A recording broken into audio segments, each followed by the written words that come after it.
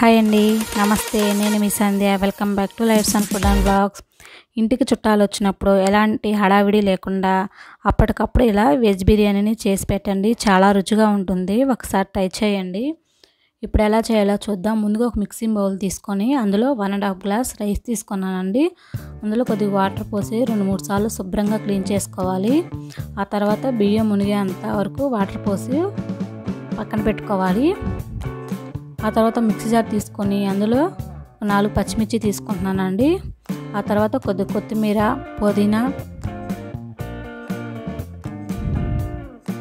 అల్లం వెల్లుల్లి రుబ్బలు, 1/2 table spoon జీలకర్ర, ఒక చిన్న కప్పు కొబ్బరి ముక్కలు వేసుకొని మెత్తగా పేస్ట్ లాగా పట్టుకోవాలి.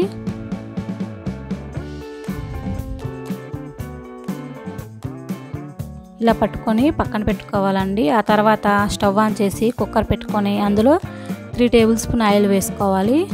ఆ తర్వాత బిర్యానీ ఆకు, దాల్చిన చెక్క, లవంగాయలు, జీలకర్ర వేసుకొని ఫ్రై చేసుకోవాలి. అవి ఫ్రై అయ్యాక ఒక మీడియం సైజు ఆనియన్ ఇలా సన్నగా పొడుగ్గా కట్ చేసి వేసుకుంటున్నాను. ఒక క్యారెట్ని ఇలా ముక్కలుగా కట్ చేసి వేసుకున్నానండి.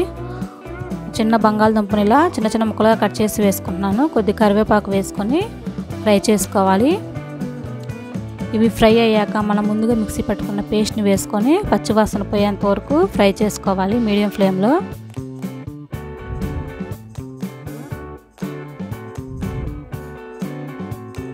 ఇలా ఫ్రై అయ్యాక మనం ముందుగా కడిగి పెట్టుకున్న బియ్యాన్ని వేసుకొని కలుపుకోవాలి.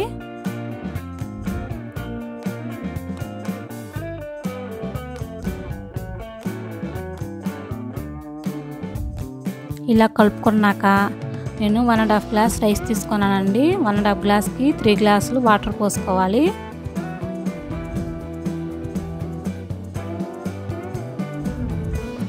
ఇప్పుడు రుచికి సరిపడా సాల్ట్ వేసుకోవాలి.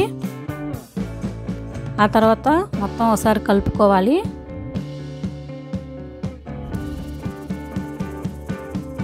ఇప్పుడు మూత పెట్టి మీడియం ఫ్లేమ్లో 2 విజిల్స్ వచ్చేంత వరకు ఉడికించుకోవాలండి.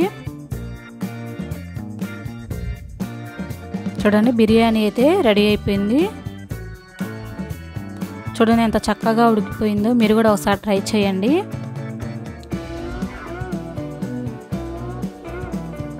చాలా బాగుంటుందండి. ఒకసారి ట్రై చేసి ఎలా ఉందో కామెంట్ చేయండి. ఇప్పుడు ఒక ప్లేట్లోకి అయితే తీసేసుకుందాం.